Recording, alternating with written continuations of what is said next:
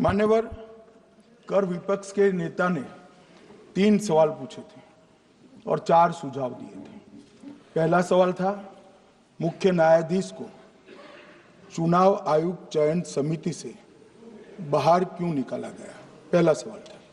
दूसरा सवाल था, दिसंबर 2003 में कानून बदलकर चुनाव आयोग को पूर्ण प्रतिरक्षा क्यों दी गई? और तीसरा शार्प क्वेश्चन था, सीसीटीवी फुटेज 45 दिन में नष्ट करने का कानून क्यों लाए?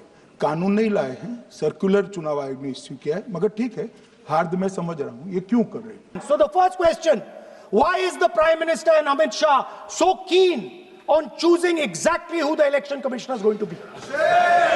मान्यवर, मैं इसमें से सबसे पहले सवाल का जवाब देना चाहता हूं। मान्यवर, मुझे पूरा सुनकर जरा आप आपत्ति लीजिएगा, क्योंकि मैं बताऊंगा तो पास से ही, मगर वर्तमान का भी जवाब दूंगा।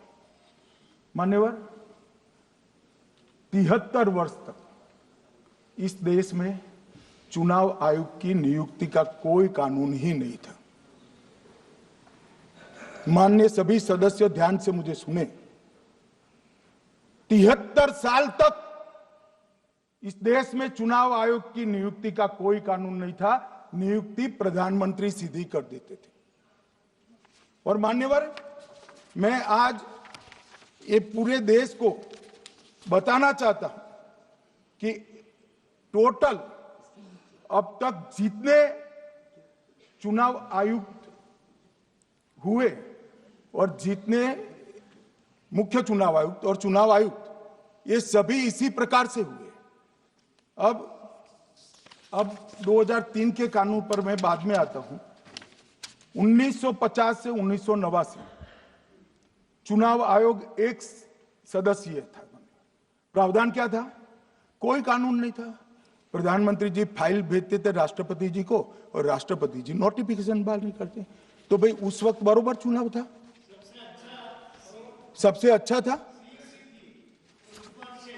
नहीं, मैं ये नहीं पूछता नियुक्ति की प्रक्रिया।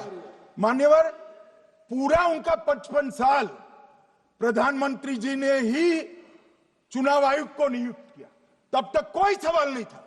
और नरेंद्र मोदी करते हैं तो उन पर सवाल उठाते हैं, मगर हमने तो ऐसा भी नहीं किया। मान्यवर, फिर 89 से 91, जब 89 में चुनाव आयुक्त उनकी सुनते नहीं थे, तो पहली बार उस पर ब्रेक लगाने के लिए चुनाव आयोग को बहुत सदस्यीय बनाया गया। ये बिहार के चुनाव के कारण ही हुआ, परंतु वो भी प्रधानमंत्री की फाइल से ही अपॉइंट होते हैं। और मान्यवर, 21 चुनाव आयुक्त, कमिश्नर और मुख्य चुनाव, और 21 और 29 इस प्रकार से हुए जिसमें कोई प्रधानमंत्री जी ही रखते थे। कांग्रेस पार्टी ने ही यह परंपरा बनाई थी, कानून भी कांग्रेस पार्टी ने बनाया था। मगर आज आरोप करना है इसलिए आपने चुनाव चोरी कर लिया, चुनाव चोरी कर लिया, चुनाव चोरी कहने से कुछ नहीं होता। जनता हमको सुनती है भाई, और हम जवाब भी देते हैं। मान्यवर, ये 50 से लेकर 2023 तक कोई कानून नहीं। बाद में 2023 में एक अनूप बरनवाल बनाम भारत सरकार मुकदमा हुआ। उसमें सुप्रीम कोर्ट ने कहा कि भाई चुनाव आयुक्त की नियुक्ति थोड़ी पारदर्शी होनी चाहिए। सुझावी था, ऑर्डर नहीं था। हमारे सॉलिसिटर जनरल ने वहां कंसेंट दी, तो उन्होंने कहा कि भाई हमें कानून बनाने में थोड़ी देर लगेगी और हमें इस पर कंसल्टेशन भी करना पड़ेगा, चुनाव आयोग से भी करना पड़ेगा।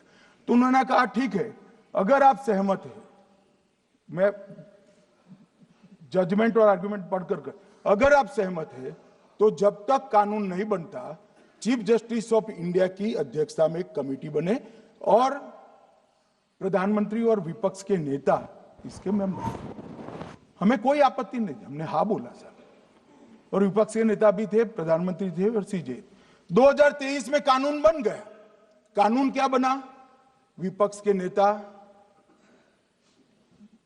प्रधानमंत्री तय करेंगे, वो एक मंत्री और स्वयं प्रधानमंत्री, ये 3 लोग बैठकर चर्चा कर कर मेरिट्स में चुनाव आयुक्त और मुख्य चुनाव आयुक्त की नियुक्ति करेंगे।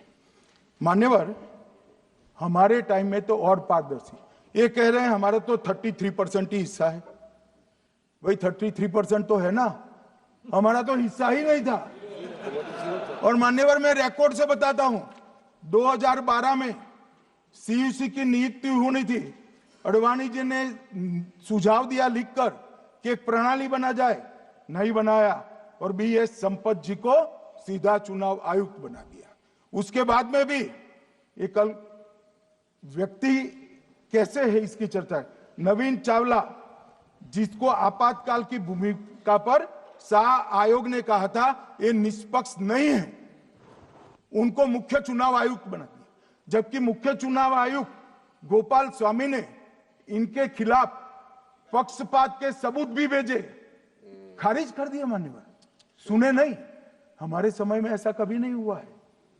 हमारे समय पर विरोध होता है, मगर पक्षपात के सबूत किसने नहीं दिए हैं। और भाई, जहां तक 66% और 33% का सवाल है, आप कह रहे हो कि वहां 2 लोग होते हैं और आप 1 होते हैं, ये तो हम तय नहीं करते हैं।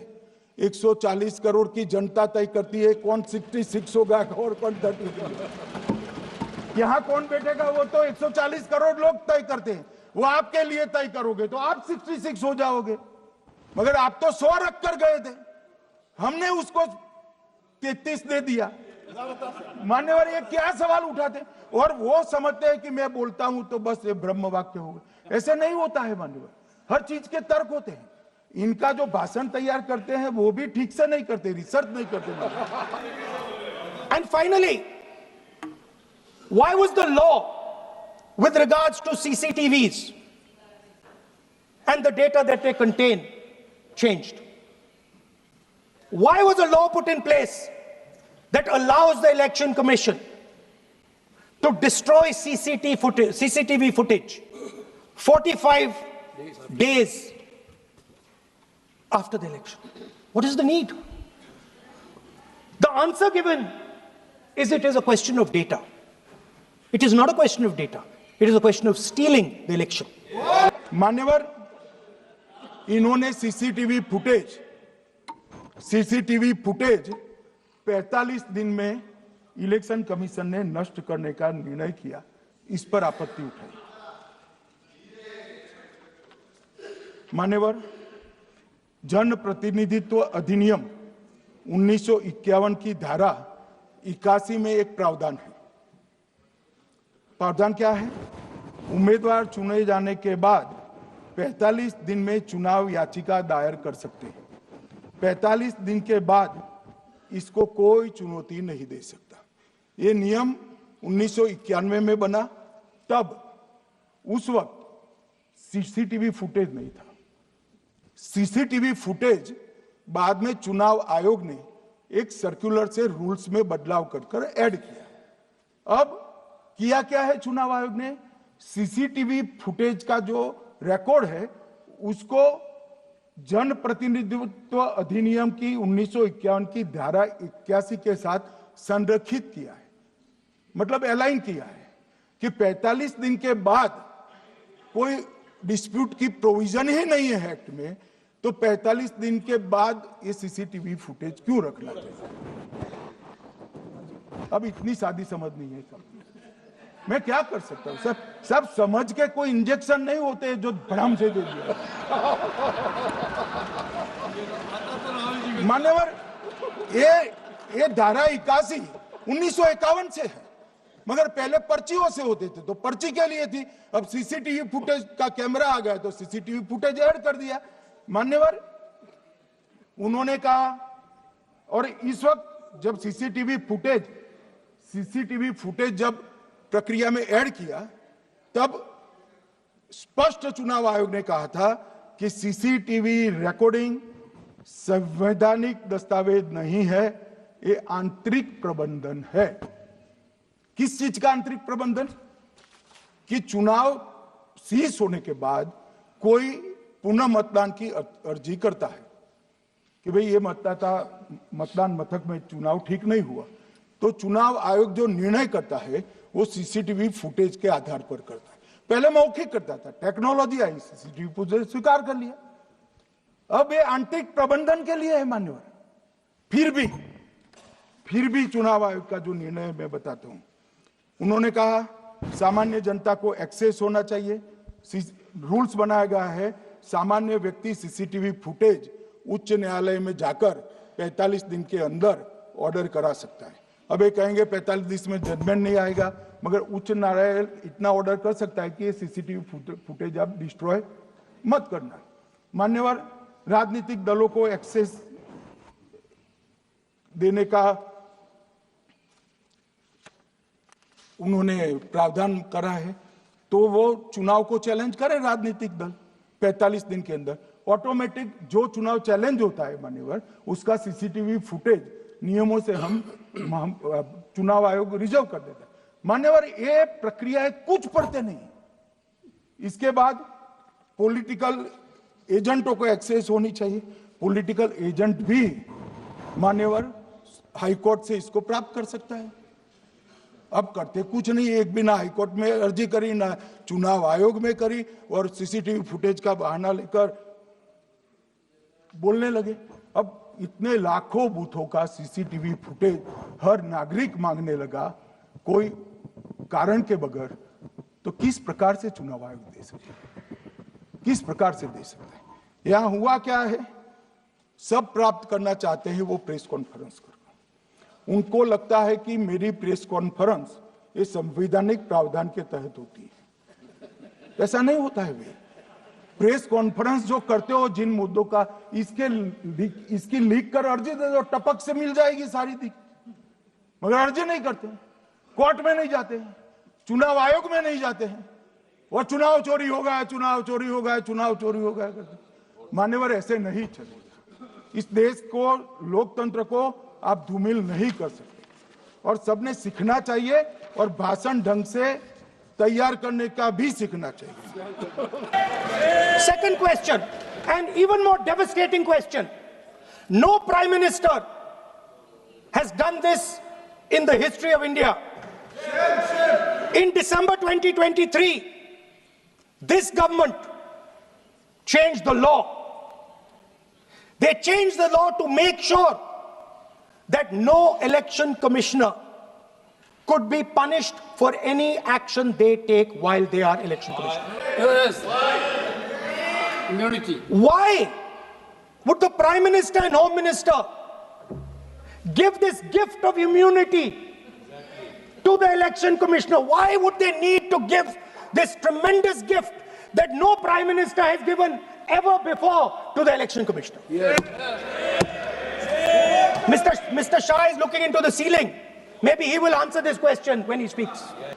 मान्यवर,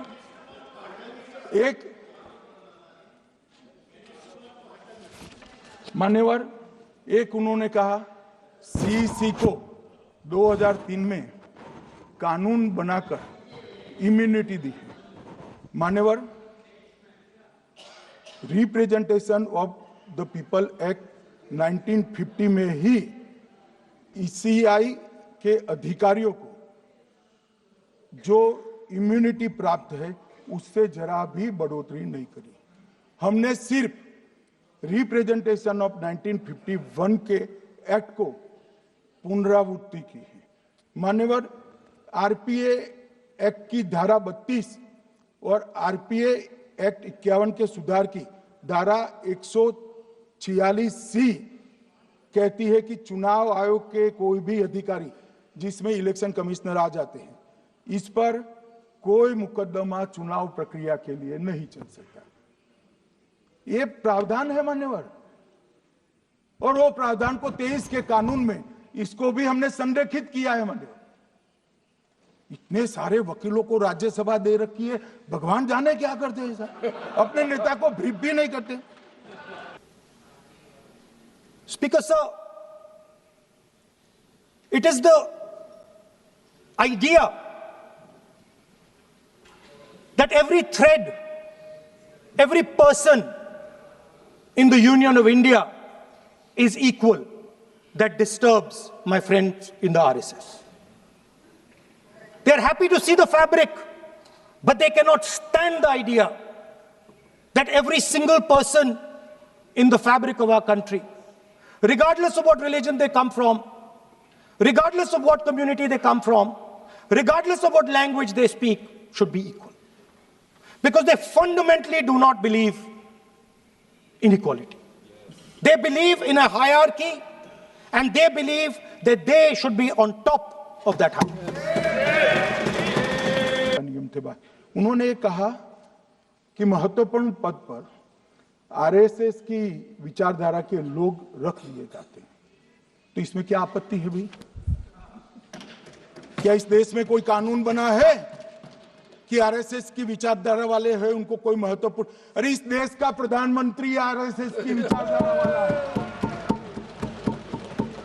इस देश का गृह मंत्री आरएसएस की विचारधारा वाला है, और जनादेश से बनकर आए, आपकी कृपा से बनकर नहीं आए हैं।